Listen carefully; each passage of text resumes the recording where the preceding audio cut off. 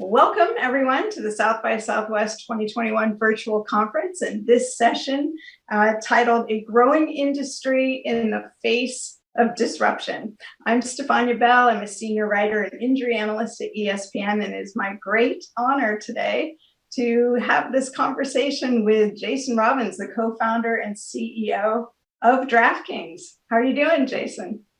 I'm great, and it is my honor as well. I've been watching your fantasy content for many, many years, and big fan. So thank you for speaking with me today.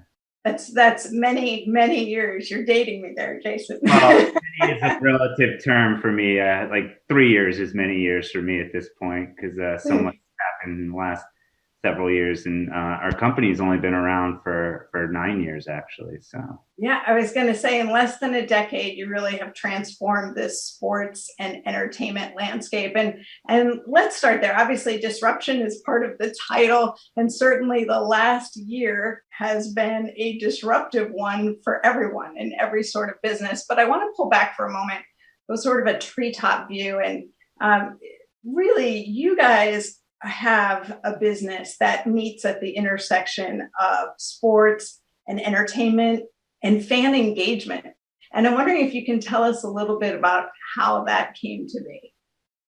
You know, I've been a huge fan of fantasy sports and all types of games, whether it's, things like betting or chess, for many, many years. And I always loved sports in general. I was at one point when I was young, I was, had the fantasy that I would be a player or something like that. And then quickly realized that it was probably more on the business side that I would shine. So I really love stats. I used to, back when newspapers were the most important thing, I used to take the sports section out and read all the box scores and memorize the stats from all of them. And my parents would quiz me on how many hits a particular player got or things like that. So always loved it. And as I got older, I really focused on business. I, didn't know what I wanted to do for many years. At one point, I thought I wanted to be a lawyer. Then I realized that there's way too much reading for me for that. Got very interested in business, and that kind of evolved to entrepreneurship. And I was all excited. I went to college in the height of the original tech boom in the late 90s.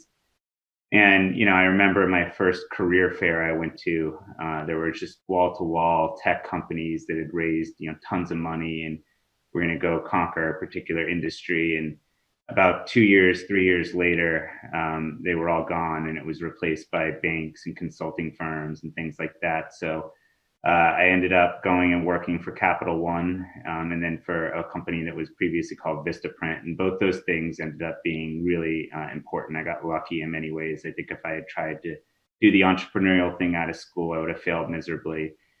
First, I learned a lot. Second, I met many of the people that I now have, particularly my co-founders on the team. So my two co-founders, Matt and Paul, I met Matt at Capital One. I met Paul at Vistaprint, and the two of them have been absolutely essential to everything we've done. So it's been a privilege to have those two by my side, and many of the other people that are with us as well, we've met along the way. So really just very lucky to have, even though at the time I was like, this tech thing seems exciting, and it went away. Mm-hmm. I was very lucky that it all worked out the way it did, because I wouldn't have learned and I wouldn't have met the people that I met. They do say timing is everything. But you hit on a couple things that I think really resonate with me. One is, look, we all dream we're going to be the athlete, and then most of us don't make it there, but you still want some tie into sports. And when I started in fantasy sports, we didn't have online methods of keeping track. I mean, we went to the box scores as well. And that was the way that fans engaged with the sport, really engaged, was by going to the numbers and being a part of that. How did you see that evolution, bringing it to DraftKings?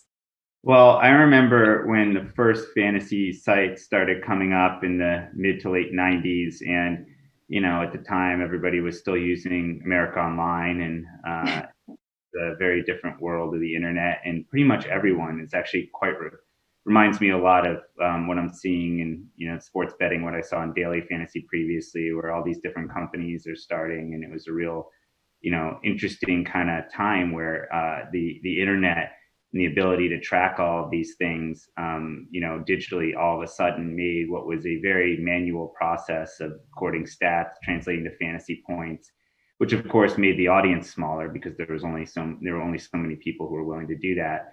But the internet being able to organize and track all that, being able to allow people to play against people on the other side of the world that had a computer and an internet connection, that all really started to grow the audience. And I remember I was just immediately in love. I started to play in all kinds of different leagues, all kinds of different formats. I was at one point in over 100 fantasy leagues, embarrassing, but probably across like 7 or 8 different sports. But it was something I just really was passionate about and loved. It brought everything together that I was a fan of: the sports, the statistics, the games, the interaction and social aspect of it. Being able to feel like you were a GM on the business side, even if you couldn't be on the field. It was just pretty much everything I loved. And as that all evolved, just like every industry, it, kind of matured at the season long version. And it was interesting to watch, big media companies jump in and kind of take over, as well as watching the leagues embrace it and really start to integrate it into the broadcast and into their content. I started to sort of focus on other things in the first 8 or 9 years of my career, but I always was doing this sort of as a hobby in the background. And when I met Matt and Paul, we never really initially set out to do something. I, in some ways, thought doing something in a space that you love is almost a little dangerous, because you kind of start to think about the product you want, and maybe you overvalue the size of the audience because you're so close to it. So originally we were just like really interested in doing things entrepreneurially, and we were tossing around ideas. We would go grab dinner after work and toss ideas out there, and probably 50, 60 different ideas, and nothing really stuck and felt like this is it. But when Matt came to me and said, I have this idea, which is essentially daily fantasy sports in the initial phases of the industry, I kind of right away knew that this was it. And at first I thought back to what I said a moment ago, like, am I overvaluing the significance of this idea, given I'm the target audience and maybe I think it's bigger than it is? But the more I thought about it, the more I did research, the more I realized that this could be really big. So we started to work nights and weekends. We would go over to Paul's house. He had a spare bedroom in his house in Watertown, Massachusetts, that was basically just a bunch of desks, whiteboards, and laptops we each had, and that was it. And we would work for hours on end, usually from like 7, 8 o'clock through 12, 1 o'clock in the morning.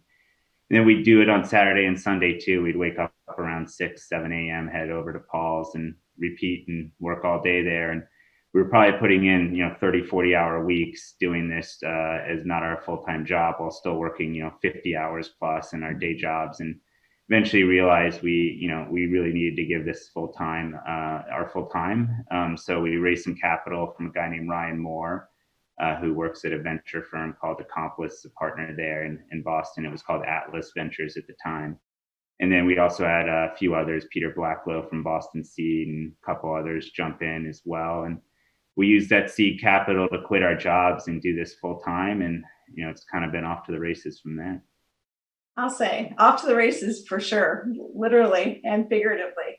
There are a couple of things you say in there that I think people really need to listen to, which is A, the number of hours that you work, and B, you don't have to have the fancy office first. All the best ideas start in either a garage or a bedroom, right? Where it's whiteboards and pens and brains working together. So I think that's really important for people to hear that. And that's really where some of the best creativity comes from.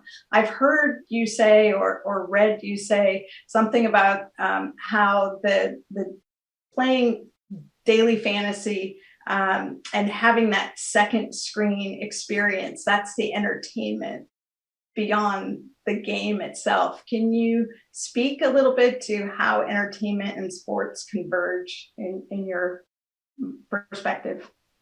Well, I think that really at the core, it's the reason that people like fantasy sports, that people like betting. It really touches on the same reason that most people watch sports to begin with, which is they want some rooting interest in the game. And, there's probably some people that are just, I think, the smaller part of the audience tuning in to watch great athletic feats. And that's always a part of it. But most people, the core of their fanship is, I want this team, whether it's your hometown team or I want this player who's maybe your favorite player, to do well. And I'm rooting for that. And I have some vested, emotional, investment in the outcome. And I think that that's really the core of why most people love sports who are sports fans. What fantasy does and what betting does is it gives you more of a reason to have an investment emotionally in things that go beyond maybe your favorite team or your favorite player. You could bet or play fantasy and pick players from every single game. And that's why, suddenly I became, as a young fan, more interested in all the teams, all the statistics, all the leagues. It was because even though, yes, I had my favorite hometown teams and I had the players that I liked, I also started to play games that made me want to watch everything. And I think it really touches on, like I said, the same reason that any fan likes sports, but it gives you a reason to care about every play, every player, every team. It takes games that are, blowouts in the fourth quarter and makes them still exciting because your fantasy team can be racking up stats or that prop bet that you made is still in play. So, I mean, to me, it's like the ultimate engagement tool. It's the ultimate way for you to feel like you're part of the game and you're, closer to it than you ever could be. Touches on what we talked about earlier. A lot of us had dreams growing up of being on the court, on the ice, on the field, and we didn't get there. And this is a way to feel like you're really part of it. It's that's certainly true as far as the engagement and probably marketability to the leagues from what you speak of in terms of turning fans towards other sports that maybe they weren't necessarily participating in even as a fan before. Let's talk about what's happened in the last year. Obviously with COVID-19, the overarching theme to everything 2020 and still into 2021. How did that impact your business? It was in many ways something that I felt we were well prepared for because we're a tech company. We had offices in different places. We were using Zoom and, trying to figure out ways to work remotely long before COVID hit. When it first became apparent that this was as serious as it's become, our first thing we focused on was how do we ensure that our employees are safe, they and their families are healthy, they feel comfortable that they can do their work in an environment that's much different than coming into the office every day.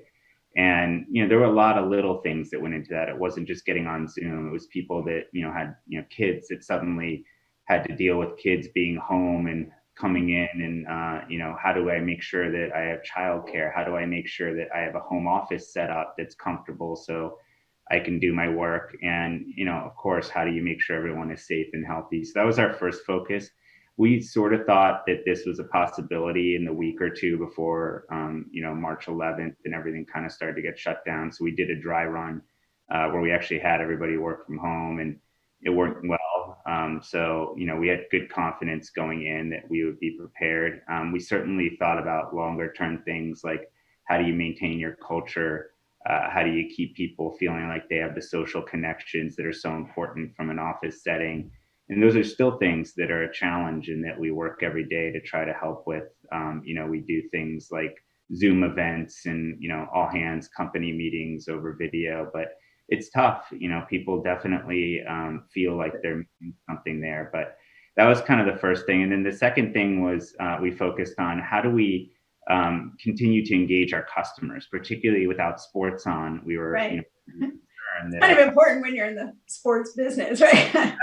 It's the same thing that the leagues, that you and your colleagues probably thought about. How do you keep your fans, your customers engaged? So it actually led to a good amount of innovation, which sometimes things that seem like they're tough challenges can lead to.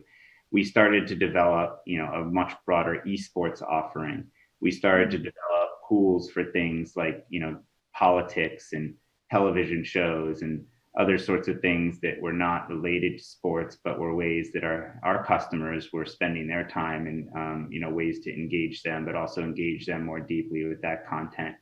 esports, for example, turned from what was a tiny product for us on the fantasy side to a very substantial and growing one right now. And actually, a lot of that is stuck. We were, wondering when sports came back, or traditional sports, I should say, Right. came.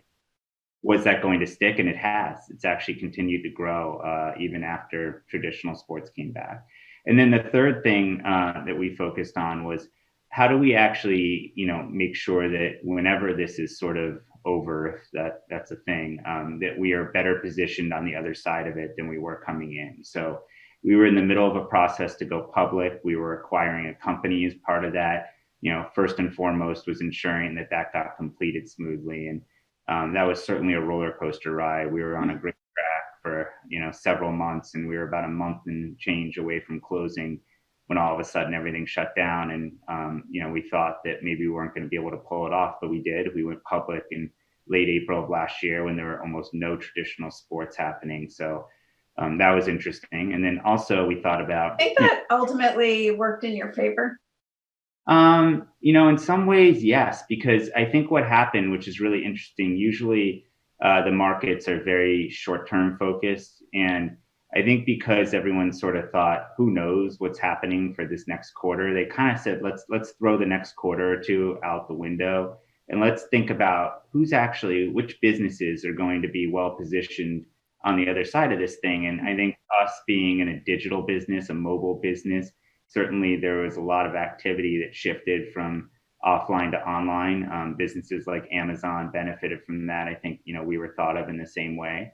Our business is also very dependent on new states legalizing sports betting. And I think that also is something that, savvy investors said, well, this is going to be very challenging for tax revenues. And the primary reason states are considering this is that they generate tax revenue on an activity that's happening now in the illegal market and is generating no tax revenue with no consumer protections and no ways that customers can play safely. So I think that also was something that investors thought, could potentially be a benefit to DraftKings, that you might see an acceleration of states, moving to legalize mobile and online sports betting as a means of closing some of the gap and not having to cut, things like education and healthcare programs that otherwise would have been under pressure from declining tax revenues. So I think those are some things that really led people to say DraftKings could be a business that actually ends up emerging stronger as the pandemic effects subside, however long that takes, and whatever that looks like on the other side. And I think you're right. It may have benefited us in some ways, which is really weird to say that, with no sports happening, no traditional sports happening, that people were seeing that as a good trend for us. But I think everybody also understood sports would come back, that it was when, not if, and fans weren't going away. Sports been popular for millennia. So it's not like, all of a sudden people were going to stop, being fans of sports. And I think that's what you're seeing. I think there was some trepidation out there. I mean, certainly, in our position, obviously, as a network that is constantly covering sports, without live sports action to cover, it became very interesting of how do you present alternative sports. I mean, we had some interesting replays of events, kind of getting people into the nostalgia of sports, I think was interesting.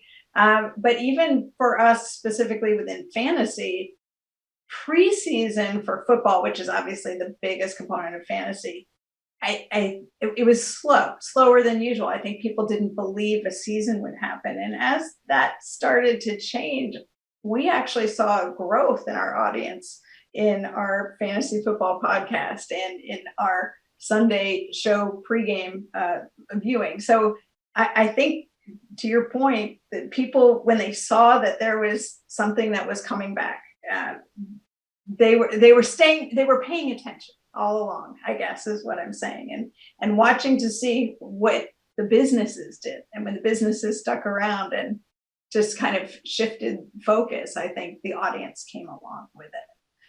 I'm curious, in addition to the pandemic, obviously we saw challenges in the social realm. We witnessed the murder of George Floyd by Minnesota police. It was May, I believe, of last year. And obviously there was intense response across the country and certainly within sports. I'm wondering what responsibility do you believe people in sports and tech have in this fight for racial and social justice? I'll tell you how we looked at it, and it's hard for me to broaden it because I think every single company, every league, every situation is different, and everyone has different stakeholders and different considerations. But on our end, we felt like we were having this great growth moment in our company, and at the same time, you had these, really awful things happening in the background, from just the effects of COVID and all the, death and sickness it caused, to what happened with George Floyd and some of the other incidents that were, rightfully so gaining more national attention, but also calling, on everybody to help solve what has been a big problem from a really long time, really for well beyond our lifetimes. And I think that it caused a lot of companies, a lot of people to look at things differently. But the way we looked at it is we've been very fortunate, and we needed to use some of that good fortune to take some of these real issues and make a big impact. So we did a number of things. We pledged millions of dollars between these different causes, from COVID relief to social justice, including when the NBA players all boycotted and the playoffs were interrupted, and we decided that we were going to, when it came back, donate all the revenue from daily fantasy that first day back to, including the WNBA games going on, to social justice causes. And that was something that was very meaningful, not just to me, but to all of our employees. It's something that I think people throughout the company felt was, really a critical aspect of defining who we are. We've continued to press forward in those areas. We have a number of different pieces of content, other things that we put out there. We've, really taken a look at our corporate setup, including adding two incredibly talented Black women to the board, Jocelyn Moore and Valerie Mosley. Michael Jordan joined the board, and he is very focused on this. He's actually spent a lot of time working with us on social justice issues, and it's something that he's very passionate about. And we've had a lot of other things. I won't laundry list them all out that we've done, but a lot of it is when you have the good fortune to be able to make an impact. It's a responsibility, in my view, to do it in the areas that you care about and that matter to your stakeholders. And for us, our stakeholders are our investors, our customers, and our employees. And I think, everyone has different views. It's not like it's a one size fits all, but I think for the vast majority of all three of those groups, this is something, social justice, helping others in need, that's really important. And it's also something personally for me that's really important. I've been able to have a lot of personal good fortune as well. And I actually have a privilege, which many don't have, to, take care of things and focus on, to focus on things that I think really are of great personal interest to me.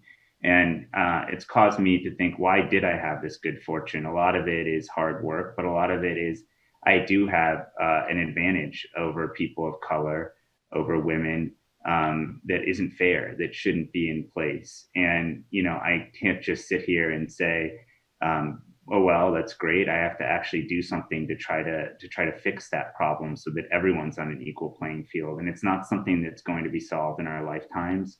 It's a many, many years journey, but I think that if we can make a dent and we can look at the world when we all go and say the world's a better place than when we started and we had something to do with it, to me, that's more important than anything else.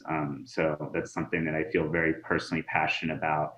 Thankfully, it aligns with what the company and our other stakeholders are passionate about. So it's something that's a big focus for us going forward. And one last thing I want to say on this is it's not just about social justice and COVID. We've also been extremely active in supporting veterans for many years. There's a lot of different causes. And I think when you're in a position to make an impact, you should focus on things, but also it can't just be one thing. There's a lot of things that we can have an impact on in the world. And I look at it as what can we do? How do we stay focused enough that we're able to really have an impact on things that matter, but also not make it all about one thing, because there are different things that different people care about, including myself. And it's not just about me either. All our stakeholders should have a say in that too. So that's something that's also been really on top of mind for us as we've thought through where do we want to focus on having an impact. You've brought up so many things that I could talk to you for a couple of hours about this in terms of all the different efforts that you made within the company. Certainly, we've done a lot of the same things, and it's interesting to hear you talk about sort of the conversations that are generated within. I think that's been one of the most valuable things, just from my perspective, is all the conversations generated within the company, not just the content that's being put forward. But I'm curious, again, I live in a world that's predominantly fantasy sports. When I entered the industry, I was the only woman at remember the Fantasy Sports Trade Association back in the day, now it's the Fantasy Sports and Gaming Association. There were no other women there. And it's really been a challenge for that industry in particular to try and attract a more diverse demographic. So I'm curious, from your perspective, not only within the company, your employees, but how do you increase diverse representation within the demographic that you target? You know, I think it starts with elevating people like you, who can serve as role models and can serve as an inspiration for others that maybe feel like, you know, it's a boys club or something like that and they can't be involved, to say, no, that's not true.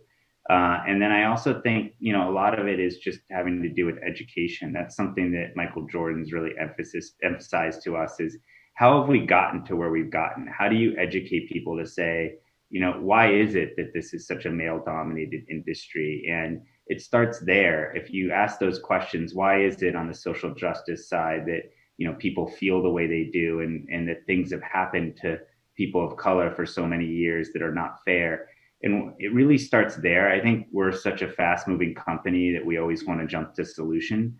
But really understanding why you got to where you got to and what the real problems that you're trying to solve are rooted in, I think is going to lead to better solutions, better outcomes. So that's a lot of, I think, where we're, you know, directing our focus, is on understanding, you know, why is our customer base mostly male, and what can we do to attract a greater female customer base?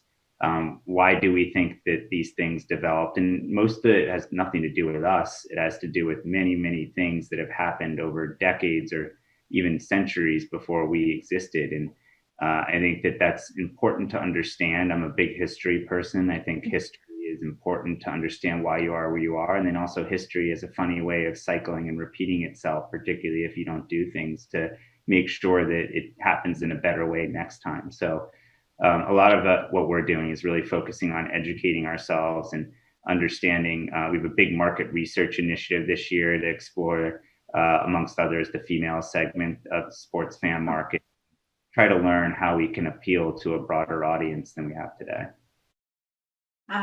Wow. Well, you've given us a lot to think about, and I appreciate that. I know it's getting time to wrap this up, but so I want to kind of put a final question to you, which is, a lot of times when somebody who's an entrepreneur comes up with a new idea, especially something that's going to be disruptive, as they say now, something that's not been there before, they don't really think about how local laws or legislation might impact their idea. How did you navigate that, and what might be your advice to other potential disruptors out there? Well, early on, I was certainly in the same camp where I was very focused on the product, the customer.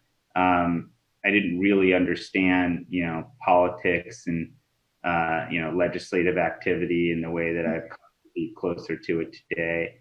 And I think, you know, it's something that I think really we consider ourselves very strong at now. I have a very talented government affairs team led by a person named Griffin Finan, and we have a lot of really great people that help represent us. And it's something I've certainly gotten a crash course on and learned a lot about, being responsible from a compliance standpoint.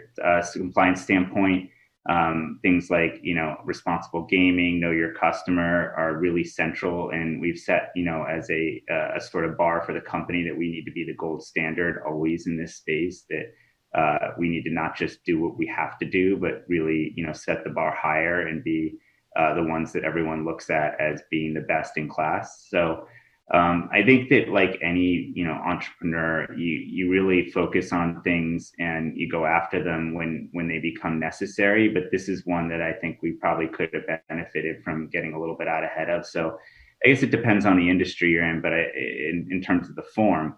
But my advice to all entrepreneurs is, yes, you got to focus on doing what you need to do tomorrow. And at the beginning stages, a lot of that is what it really, a lot of that focus on what you need to do now is what it takes to survive and advance. But also always be thinking long term, always be thinking about where your industry and where your company is going to evolve, and make sure you're positioning yourself to be successful in that environment. And if you're not doing that, then something is going to come up that you didn't anticipate to threaten your entire existence. It may not be regulation. It may be something entirely different. It might be a competitor that you didn't see coming. It could be anything. But you always have to be thinking about that. And you always have to be looking at, 5, 10, 20 years out while still focusing on doing the things that you need to do today and tomorrow in order to continue to be successful. That's excellent advice. You always have to think of the long term. Sometimes we get so wrapped up in what we're doing in the short term that you neglect what's out in front of you, and it can catch you by surprise. Jason, thank you so much for spending time talking with me today.